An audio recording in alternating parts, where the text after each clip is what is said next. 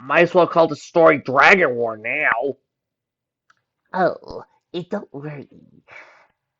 Ever since the Dragon episode yesterday, we have installed a electrical device that will electrocute martial art Freezer every single time he decides he wants, say, a beer, or if he wants to try to run or go into a rant about how stupid this fic is. Let's see how long that lasts. 26. Garble's fist hammered at the force field again. Glowing cracks spread. Why is it that they always crack? Shining Armor found himself wondering madly. They're not even solid matter. Shouldn't they flicker or spark or something? Woo! He dismissed his thought as irrelevant, only to have it replaced by the others. Why aren't the others attacking the shield as well? The answer occurred to him by the next moment, as he regarded the expressions on the air dragon's faces. Because he's the leader. He's got to show them how tough he is by taking the shield down alone. Suddenly the shield began to disappear in a shower of sparks. Looks like he just might do it, too. Shiny tapped his walkie-talkie for general broadcasts. Earth-pointing unicorns! Split to the left and then to the right. Then focus your fire on the dragons to the left and right of the big red. Biggest eye lightning on the airborne ones. All groups, hold your fire to my signal. What will their leader? Kid replied. I've got that one covered. Shiny said. The tip of his horn began to glow. When a thunderous boom, the shield broke. Jagged golden lines raced down the dome from the shatter point, growing wider and wider, merging with the last shard of the dome vanish. Garble surged forward in a broad avenue, glowing, his toadies falling in behind. He nodded to his opponents underfoot, scattered to the left and right. Then all the Tartars broke loose. As soon as they entered the kill zone, lances of fire and ice, come on, like a flea, and other forces you had to sit down with a unicorn textbook to describe, rose from the rooftops to either side of the wide boulevards, masses of rockshot grundles scattering them. Wait, why would I need a yelp? Dragonflies swooped in. Only you had the tiny scattered clouds they were winging through the spring to unholy life, glassing both of them with bolts of lightning. They smashed them and crashed to the ground, taking out several buildings with them as they plowed into the pavement. High above, Roller Wheel whooped in the slits of the wide-angle lens, taking all the mayhem. Garble yelled in surprise at the sudden onslaught and hesitated. That was all the opening Shining Armor needed. His heart blazed to life, and leaping over the defensive line, he charged, alone. For years there wouldn't be a soldier who didn't speak of the moment in awe. Awe! It says awe! A-W-E! Ooh. Thanks to Roller Wheel's footage, there wouldn't be one called a liar either. The Prince of the Crystal Empire, charging a dragon single-hoofed. As he ran, Magic up to his horn, forming ahead of him in the shape of a giant, shimmering ram's head. As planned, Garble was too distracted by the chaos exploding all around to notice that it was bearing down on him until it was too late. The force field battering ram struck him square in the gut, biting him and knocking him backwards on his tail. Does he notice that for a plan where Nyx was going to have to try to get Shining Armor to get his job back, Nyx didn't do anything? The red-scaled giant fell backwards to the white dragon behind him. They both fell to the earth with a thunderous crash. There was a moment of silence. Then a roar of triumph rose up from the defending forces. Catapults, unseen behind buildings blocked away, began raining giant crystal spears and lumps of quartz on the prone dragons. The Pegasi redoubled their efforts with the clouds, pouring down lightning and hailstones. Shining Armor hammered his fallen target with blasts of pure force, pummeling Garble and Blitz anywhere he could get a shot as he galloped back and forth across the road. This was the point he might have won. If the Pegasi defensive had been at full strength, if there had been just one more defense of the unicorns, if the Earth planes, crystal and otherwise, and a few more Trabunkets operating, Garble and his gang of inexperienced Slagger dragons would have been routed. There was simply not enough incoming fire to keep them down, only enough to keep them enraged. Right now, all I can think of is the Seeds of Emon from Critical Role. Only because the Seeds of Emon was a good story and a really cool fight, and this is not. Okay, switch it back with Garble Mance to lift up his head, roll over his stomach, and then himself up on all fours, sliding down the street and inhale. Shining armor saw the signs barely in time. He switched from blasting to casting a massive shield between the inhaling dragon and his men. Just as Garble released a torrent of flame, Unicorn fire crews ran for their lives as the gal of flame splashed out the shield and watched over the buildings on either side. Crystal walls cracked and melted in the heat. Buildings crumbled down in growing rubble. Burn them! Garble roared. His crew followed his example, spraying fire in every direction. Clouds vaporized, Pegasi diving to save their comrades or simply fleeing with the burning manes and feathers. Artillery that kept close, too close was anywhere when the city block ignited. Grundle and Rockjaw, infuriated, turned towards a more tactile approach. At the cursory blast of flame, they spun about, lashing the buildings with their tails. Dozens of closely packed buildings failed, and several more beyond them, toppling like dominoes. Shining enlarged his wall, trying to shield as many of his fleeing soldiers as he could. Retreat! He shouted over a walkie-talkie. Fall back to secondary positions! Every soldier immediately pulled up stakes and began moving back, falling back along through the thoroughfares and the catwalks overhead. Shining galloped after them, carefully following the paths through the side streets and the alleys that he laid out safe, holding his swinging shield as long as he could. Unicorn Alpha, have your crews been busy? Affirmative, Commander Shining, came the reply. The SNS crews have got out all their toys to play today. Just want you to retreat. Over. Good work, Shining said. Let's see if we can't make these buggers stroll through town a little more interesting. High above, the two Pegasi hovered, the canvas basket dangling by ropes above them. All that could be seen of his passenger was a film camera angling over the rail, pointing down. Slowly rolling rails, he reappeared. He wet his hoof, put out the smoldering tips of his mane and regarded the devastation below. 6 dragons had gotten to their feet and were standing in a couple of the city's blocks, where of smashed buildings and smoke and ruin. Many of the buildings had toppled domino style, taking out the entire streets of houses and businesses in sunburst pattern, almost clear to the palace. Holy maker, Rolla breathed, sweeping the entire camera across the mess. You okay down there? Eagle Eye shouted. Yeah, just around the corners. Crawler sounded back. He looked over his basket. Outside was blackened with soot. I guess I pulled up in the nick of time. Sorry about that. Didn't expect the flights to reach that high. Yeah, well, we might have to drop down that low again. Is that cool? What? Everyone said disbelief. You're so close, you're nearly crispy cooked. You want to go down that low again? The only way to get close enough to the action, Roller said. Two Pegasite airlifting and shared a glance. It was clear they weren't sure whether to be impressed with the Colt's sheer guts or stunned by his craziness. Hold up, Roller said. He switched his telecom's lens. Bring us back in. They're up to something. Garble dropped to one knee and opened his gunny sack. All right, let him out, he said, spilling the diamond dogs on the pockmarket street. Our dragons followed suit, dumping the luckless dogs in a heap. All right, you losers, he said to them, his face so close to the dogs he could smell the napalm on his breath.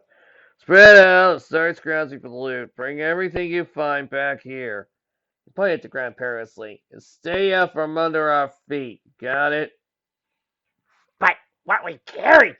The Black Diamond Dog started to say. I don't care you haul it all back, Garble roared, parting the dog's head further with his breath. Just do it, and if you try to run off on us... He doubled up the first one until his knuckles crashed. The sound was like boulders breaking in half. You can't pass, The Black Dog gulped. The Diamond Dog scattered, disappearing among the ruins. I don't know what is more insulting, these poor Diamond Dogs or using the classic kobolds. Garble stood up and faced towards the castle. Place is thrown up in our force field, a much smaller one that covered less than half the diameter of the one before. Only the palace itself and a few city flags around it were covered. Come on, fellas, time to go to the castle, see the queen. The party trapped in the tomb had gone more than a few steps before the glow crystals in the ceiling began to flicker back to life. Sighs of relief went up as they slowly brightened, banishing the spectacle darkness. Everybody looked around themselves as the chamber illuminated. Scholars being scholars, some of them even began examining the engravings and crypts lining the walls and taking notes. Altex lighted over the twilight. They're still fiddling with the ice stone. Like, this is something to look at, she said to the unicorn. Don't get me wrong, but I can't help the feeling of feeling proud here. All this and every bit of earth-pelling work, if the latest is correct. It should be easy to tell, one of the pony's professor said.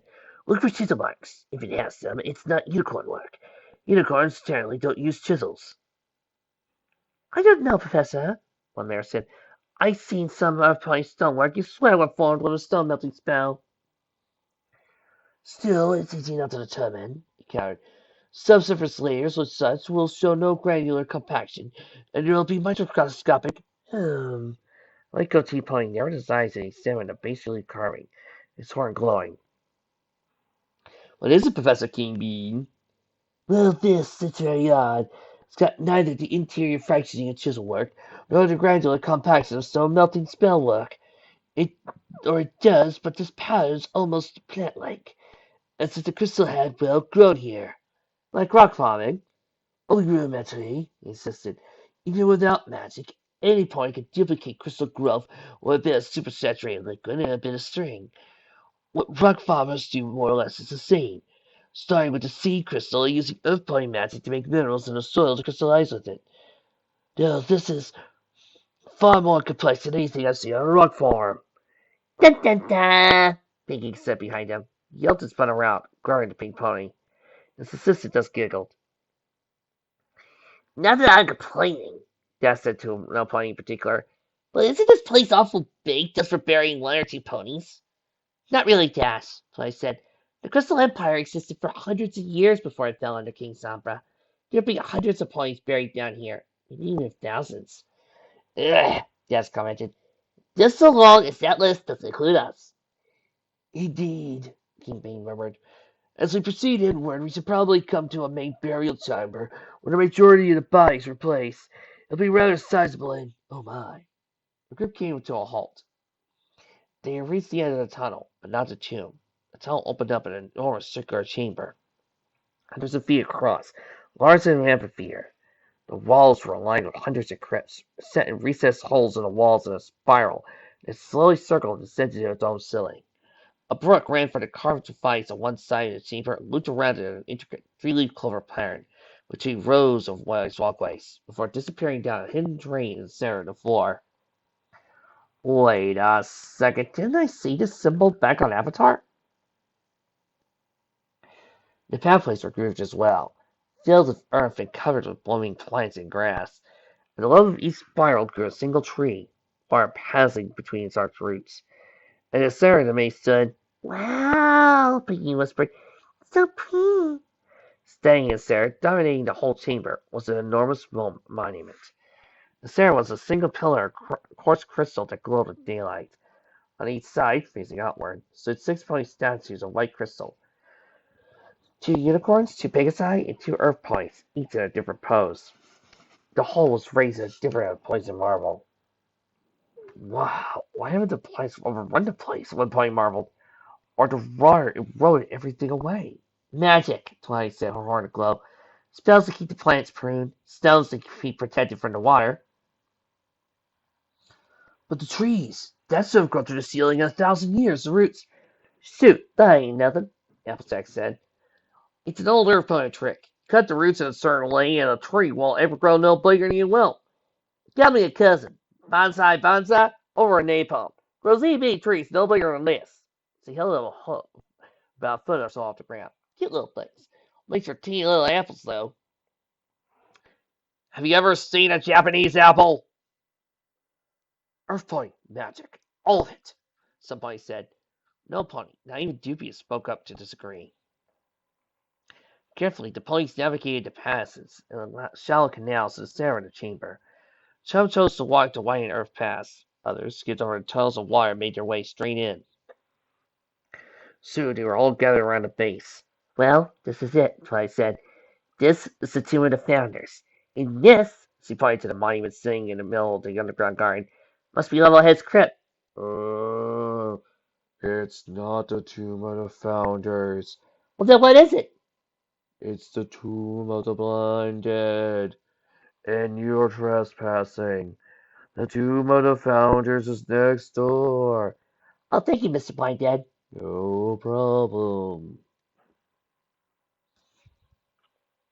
Okay, Applejack said.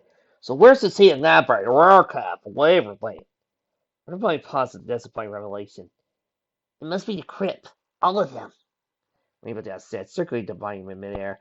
See? 6 statues. She was, of course, correct. It must be the statues of both the 3 leaders and the 3 founders, Twilight said. But which is which, I wonder? Dewey inspired. Indeed, the statues were all the ornate crystal carvings thus far, surprisingly simplistic. Dewey does the most likeness of a pony. Beyond the most basic and basic gender or race, there's no telling the 6 apart. We certainly have time to figure that out, at least. The Memento nodded. Fresh air, plenty of clean water. I do believe those are fruit trees. Look, my hoof fits. Pinky said, suddenly giggle snoring. Everybody looked. It seemed that the podium had the imprint of a golden horseshoe below each statue. Pinky and Silly hopped up and plugged her hoof into their groove the moment she saw it. There was a clunking, slang noise. Oh, horse apples, Rainbow Dash said, clutching her pithel in her hose. It's a trap. I knew there'd be a trap. Always a trap. Pinky, don't move, Twilight said anxiously. What? Pinky pulled her hoof away. There was a sound. Instead of a clunking, slang noise, there was a slang, clunking noise. Everyone froze, grimacing. Nothing happened. Then, after a long, breathless wait, more nothing happened. What? A dud? Rainbow Dash said, confused.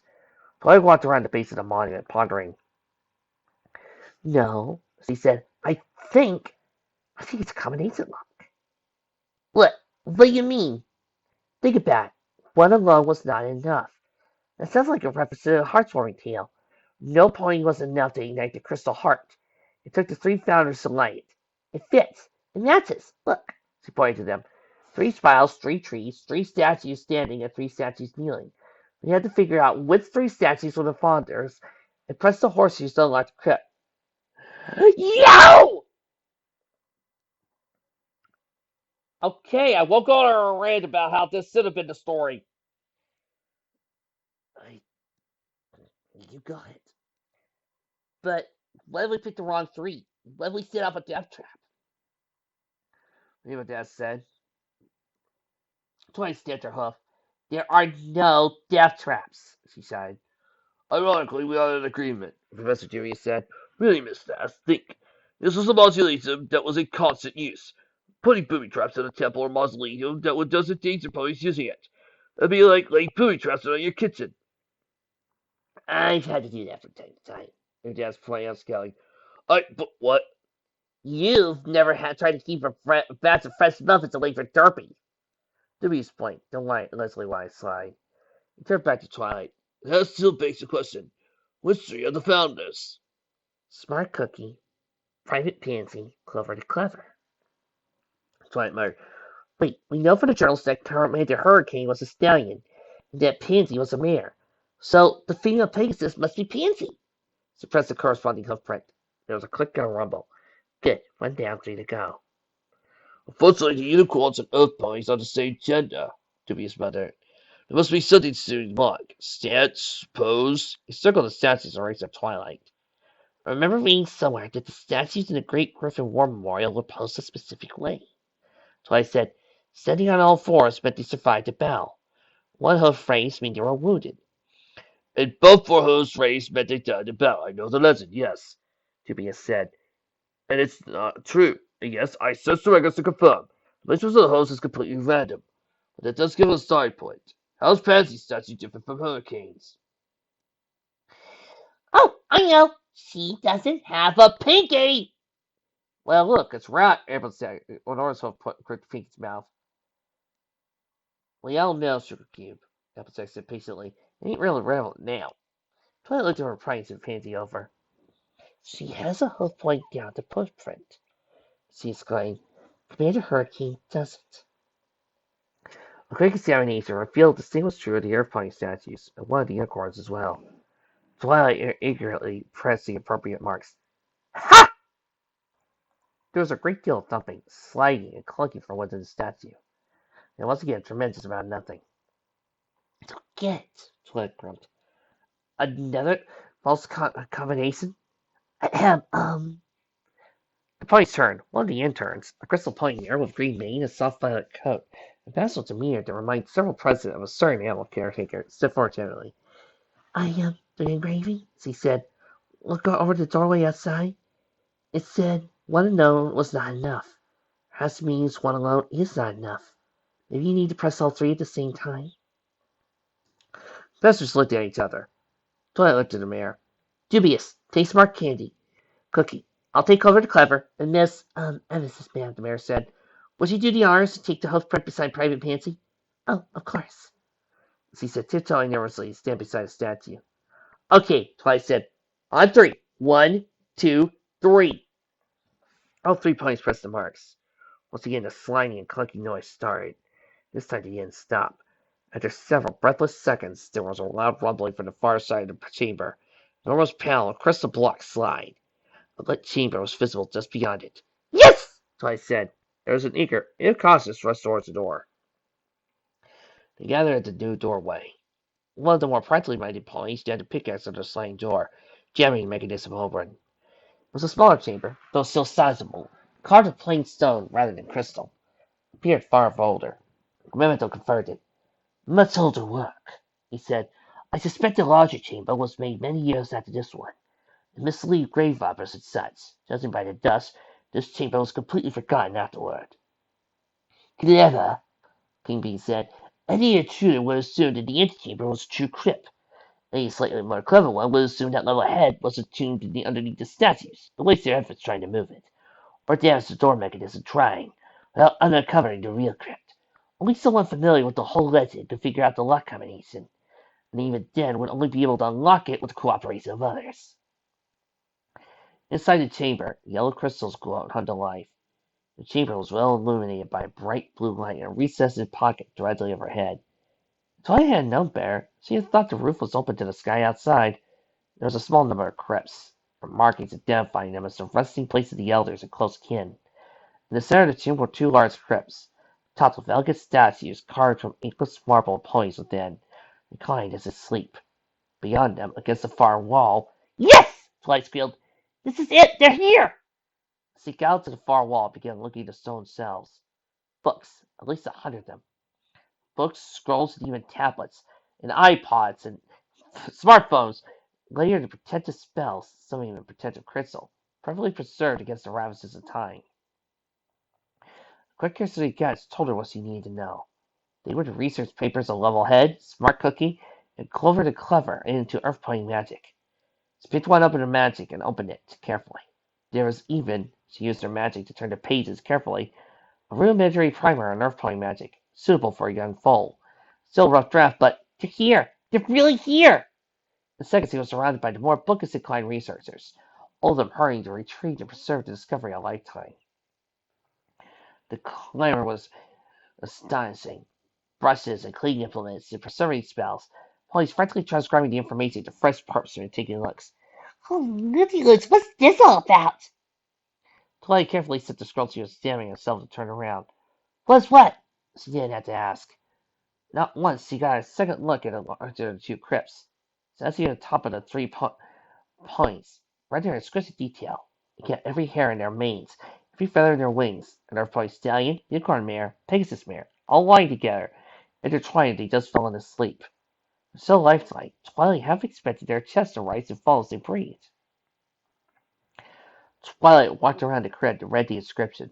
It took her a moment to translate from Old Equus. Smart Cookie, his wife Clover the Clever, and Pansy, first of their herd, may they run free and happy in the summer lands.